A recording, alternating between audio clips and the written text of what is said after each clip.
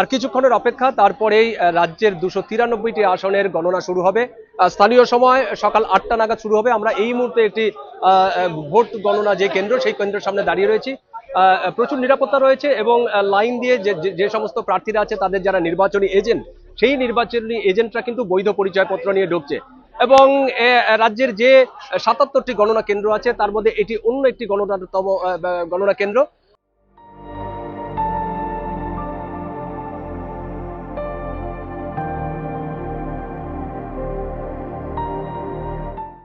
যেখানে 6টি বিধানসভা আসনের গণনা শুরু হচ্ছে এই মুহূর্তে। রাজ্যের সবচেয়ে আলোচিত যেই আসনটি সেটি হচ্ছে যে ভবানীপুর। সকাল 8টায়, স্থানীয় সময় সকাল 8টায় গণনা শুরু হবে। প্রথমে পোস্টাল ব্যালটের গণনা শুরু হবে এবং তারপরেই কিন্তু ইভিএম অর্থাৎ ইলেকট্রনিক ভোটিং মেশিন যেটি আছে সেটি গণনা শুরু হবে। এবং কোথাও 10 রাউন্ড, কোথাও বা আরো বেশি রাউন্ড, অন্তত 27 রাউন্ড মতন গণনা হবে। এবং আশা করা যাচ্ছে যে দুপুর 2টো থেকে 2:30-এর মধ্যে একটা প্রাথমিক ধারণা তৈরি হয়ে যাবে যে পশ্চিমবঙ্গের শাসন ক্ষমতায় কে আসতে চলেছে, প্রত্যাবর্তন নাকি পরিবর্তন। মমতা ব্যানার্জির দল তৃণমূল কংগ্রেসই কি ক্ষমতায় আসছে, নাকি তাদের উৎখাত করে তাদের সরিয়ে মোদী অমিত শাহের দল বিজেপি ক্ষমতায় আসছে। এই মুহূর্তে প্রত্যেকটা যে গণনা কেন্দ্র, সেই গণনা কেন্দ্রে একটা টানটান উত্তেজনা রয়েছে।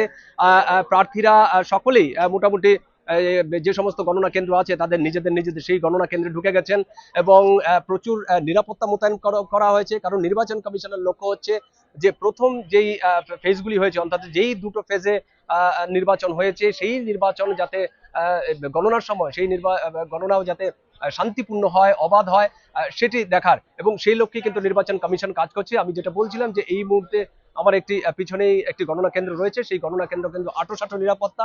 যারা আসছেন, যে সমস্ত প্রার্থীরা আসছেন বা তাদের নির্বাচনী এজেন্টরা আছেন, তাদের কিন্তু যে বৈধ পরিচয়পত্র, সেই বৈধ পরিচয়পত্র দেখিয়ে কিন্তু তাদের ভিতরে ঢুকতে হচ্ছে।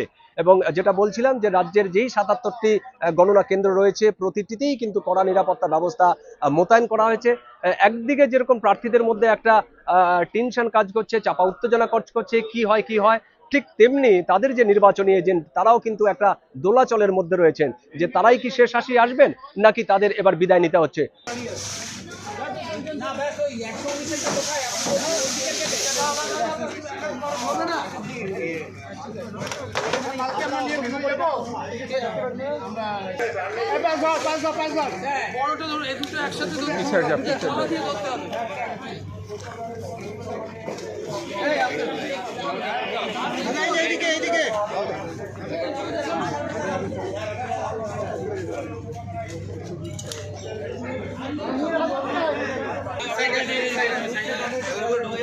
সব মিলিয়ে নির্বাচনের যে গণনা, সেই গণনাকে কেন্দ্র করে কিন্তু একটা টান উত্তেজনা রয়েছে গোটা পশ্চিমবঙ্গ জুড়ে।